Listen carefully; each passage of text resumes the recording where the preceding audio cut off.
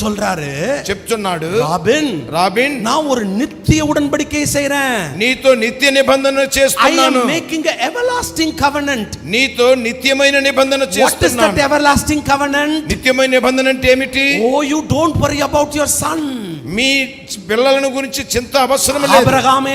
అబ్రహాము உன் பிள்ளைய குறித்து பயப்படாத, నీ పిల్లలను గురించి భయపడవద్దు. నిత్య ఉடன்பడిக்கை என்ன செய்யும்னா, నిత్య నిబంధన ఏం చేస్తుంది? అబ్రహామోడు மட்டுமல்ல, అబ్రహాముతో మాత్రమే కాదు, అబ్రహాముடைய பிள்ளையோடு இந்த உடன்படிக்கை நிக்கும். అబ్రహాము యొక్క సంతానముతో కూడా నిబంధన, అబ్రహాముடைய పేర పిల్లకి இந்த ఉடன்பడిக்கை నిக்கும். అబ్రహాము యొక్క మనమ సంతానముతో నిబంధన, అబ్రహాముடைய కొల్లు పేర పిల్లకి இந்த உடன்பడిக்கை నిக்கும். అబ్రహాము యొక్క ముని మనుమలతో నిబంధన, అబ్రహాముடைய தலைமுறை தலைமுறை தலைமுறை தலைముறை தலைமுறைக்கும் இந்த நித்திய உடன்படிக்கை நிக்கும். అబ్రహాము యొక్క సంతానములు తరతరములు తరతరములు ఈ నిబంధన నిలిచి ఉంటుంది.